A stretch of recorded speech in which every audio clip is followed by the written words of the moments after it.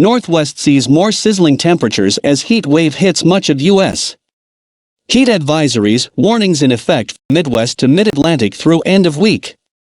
Volunteers and county employees set up cots and stacked hundreds of bottles of water in an air-conditioned cooling center in a vacant building in Portland, Oregon, one of many such places being set up as the Northwest sees another stretch of sizzling temperatures.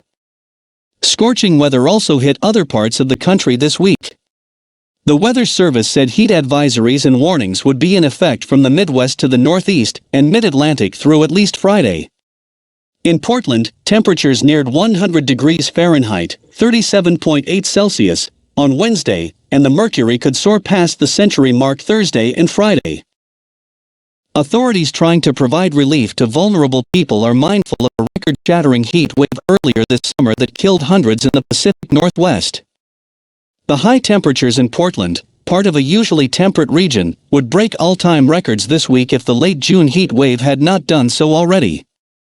Seattle will be cooler than Portland, with temperatures in the mid-90s, but it still has a chance to break records, and many people there, like in Oregon, don't have air conditioning. People began coming into a 24-hour cooling center in North Portland before it opened Wednesday.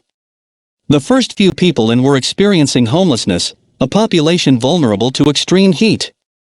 Among them was December Snedecor, who slept 2 nights in the same center in June when temperatures reached 116 F, 47 C. She said she planned to sleep there again this week because the heat in her tent was unbearable. I poured water over myself a lot. It was up in the teens, 100 and something heat. It made me dizzy. It was not good, Snedecor said of the June heat. I've just got to stay cool. I don't want to die. Oregon Governor Kate Brown has declared a state of emergency and activated an emergency operations center, citing the potential for disruptions to the power grid and transportation. Besides opening cooling centers, city and county governments are extending public library hours and waiving bus fare for those headed to cooling centers. A 24-hour statewide helpline will direct callers to the nearest cooling shelter and offer safety tips. Emergency officials have sent alerts to phones, said Dan Douthit, spokesman for the Portland Bureau of Emergency Management. The back-to-back heat waves, coupled with a summer that's been exceptionally warm and dry overall, are pummeling a region where summer highs usually drift into the 70s or 80s. Intense heat waves and a historic drought in the American West reflect climate change that is making weather more extreme.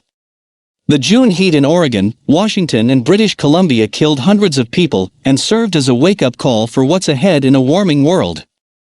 It was virtually impossible without human-caused climate change, a detailed scientific analysis found.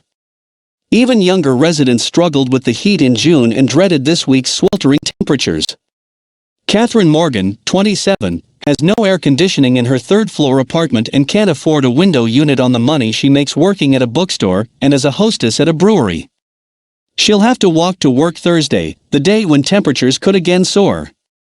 All my friends and I knew that climate change was real, but it's getting really scary, because it was gradually getting hot, and it suddenly got really hot, really fast, Morgan said.